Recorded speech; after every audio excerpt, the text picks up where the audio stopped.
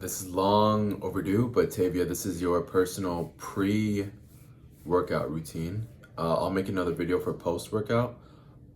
But before we get into it, I just want to say that you should always start your workout with a treadmill or going up the stairs on the Stairmaster for at least 5 to 10 minutes.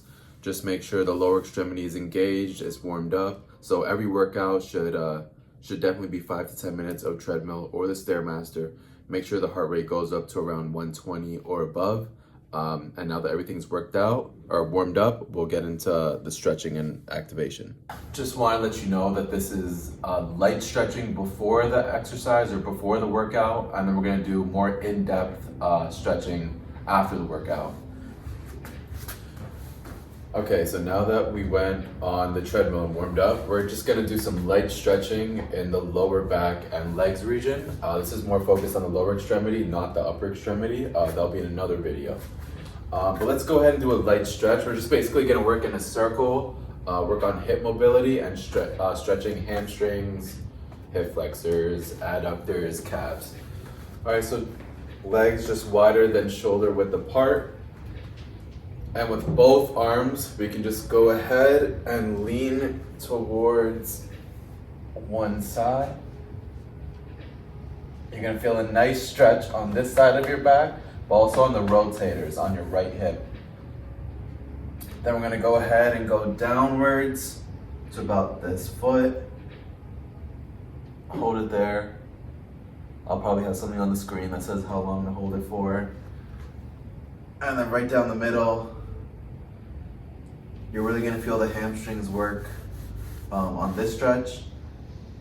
And now we're gonna circle our way back up on the other side. So now we're gonna go to this leg. And after about 5 to 10 seconds, we're gonna go up. And then we're gonna circle back around. And now we can reset if you want. Start on this side and then work our way back to the other side. If you have access to a table or a bench, just get one leg bent onto it with the other off. Let me adjust that. And then, yep, you're in a figure 4 position with one leg. It's gonna work out the hip flexor region. Not only are we gonna stretch this, but activate it. So when you're doing an exercise or workout, you can feel this activation. So just go ahead and push down onto this knee. You'll feel the stretch here. And just hold it to a comfortable amount until you feel the tension decrease in this area. And then when you're ready, we're gonna activate the muscle. So you're gonna push your knee up towards your hand. And then after about 5 seconds, you're gonna relax the knee again. And then really push down with this arm to increase the stretch on this side. And you're gonna do that on both legs. Okay, so we generally stretch the legs, we stretch psoas, and now we're gonna work on more of the calf region. All you need is an edge or a wall. And you just wanna position your foot upwards. This is ankle dorsiflexion. And you're just gonna feel a really nice stretch into the calf. You can hold it here as long as you want. Put some pressure in towards the wall with your body. Or you can lean downwards with the same arm, like the same side, and you're really gonna feel that stretch. It might even work upwards into the psoas. So go ahead and do this on both sides. Now that we stretched the psoas region, hamstrings, calves, like generally have good mobility in the lower extremity, let's just focus on the low back and the lats right now. It's a stretch that you just need a wall or a mirror also. Just want to put one leg up against the wall or mirror and get this leg that's closest to the wall or mirror behind the other leg. That's going to increase our stretch. And I just want you to lean towards the wall. You're going to feel it right into here, into the lats region. And you might even feel it onto the lateral thigh closest to the wall. Just go ahead and nice wall lean. The higher you reach up, the more of a stretch you're going to feel upwards. So go ahead and play with it. Depending on where you need it. And you can go ahead and do that on both sides. Another stretch I like to do pretty often is for the gluteal region.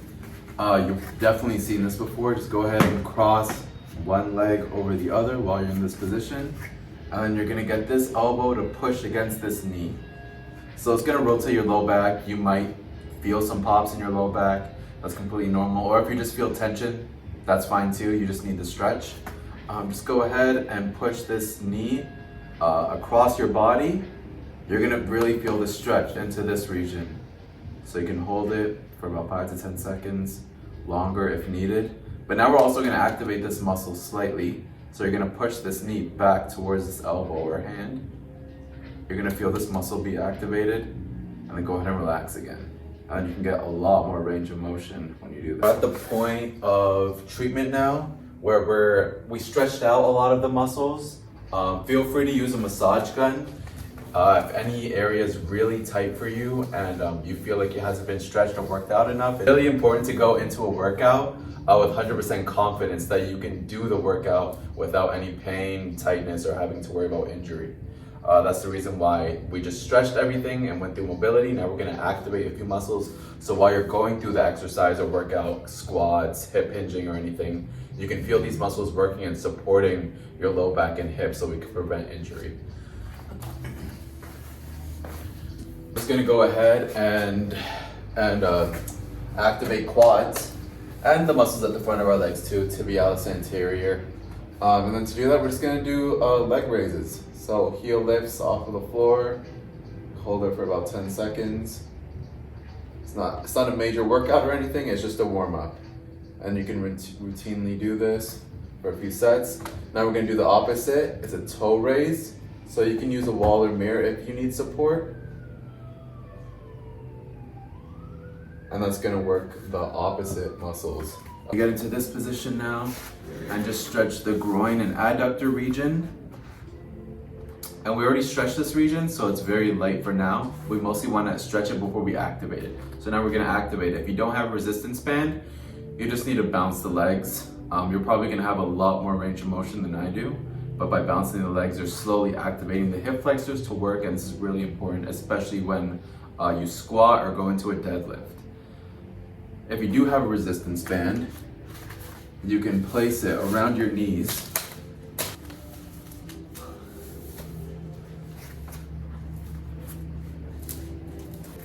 Okay, and then you can push out against the resistance.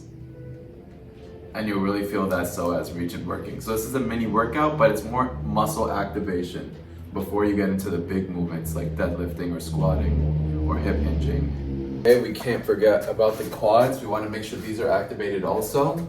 So just very lightly, you can either push your knee or thigh against the wall to activate this quad, as you can see in the mirror.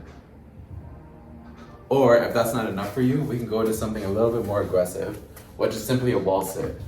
It's gonna activate not only muscles of the glutes, but muscles of the quads. And you can engage your core also while doing this. Make sure the back is straight and stay in this position for at least 30 seconds. That's gonna do a really good job. It's not a serious workout for the quads, but it's a really good warm up.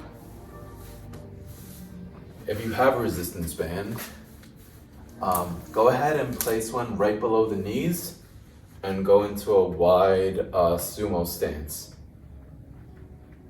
Legs can be rotated externally outwards.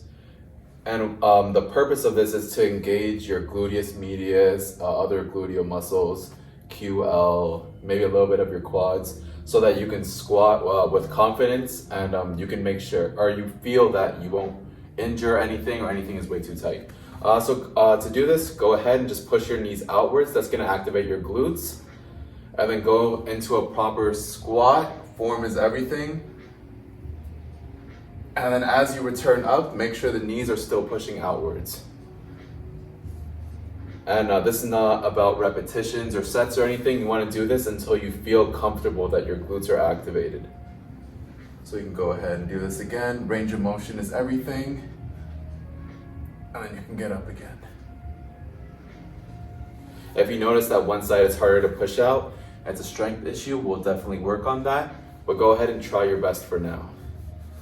If you've gone through all of that and you're still experiencing a pinching in the lateral or anterior hip, go ahead and just stretch it out a little bit more before you work out. For instance, if I feel pinching in this left hip here, I want to get my right foot forward and just lean into a lunge towards my right foot. You're gonna feel a nice stretch into here. If this is not enough for you, you can lean either forward again, or you can rotate away towards the bent knee, and you're gonna feel a really aggressive stretch into this hip region. There's a better way to do this though, and it's using a resistance band. So let me show you that right now. Okay, if you do have a resistance band, just make sure it's strong enough, because we're gonna use it to distract your hips. So the green one maybe is a little bit too light. You're gonna need something about the blue level or stronger. And I'm just gonna slip this between my leg. Perfect. And like I said, we're gonna use this to distract the femoral acetabular joint, or like your hip joint. And we're gonna use it for hip mobility. This is really important before an exercise routine. So if you do have a resistance band, please go ahead and attempt this. If not, then we'll be happy to offer you one during your next appointment. But yeah, we're just gonna get into this exercise. So resistance band around one leg and you bend the other.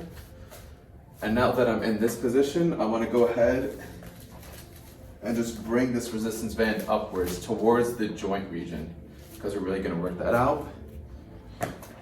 And now as I move further from this wall, I can really feel the band pulling my hip backwards.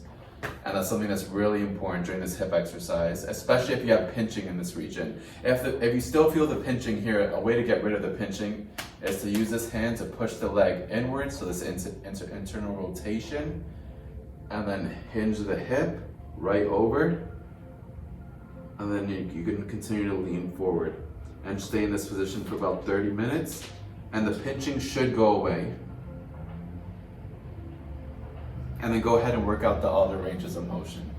For instance, I could push this leg backwards, lean forward, rotate towards, rotate away.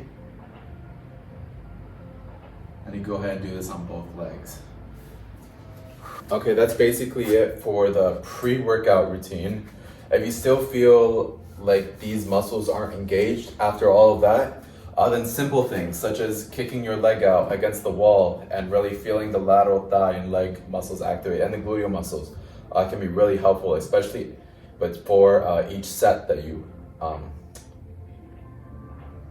do. So not before your actual workout, but say you get into a squat routine and after the first set you don't feel as strong, go ahead and just kick your leg out against the wall. It'll activate these muscles so you have more stability going through the rest of the workout. And I feel this all the way up here, and I'm just contacting it with my ankle.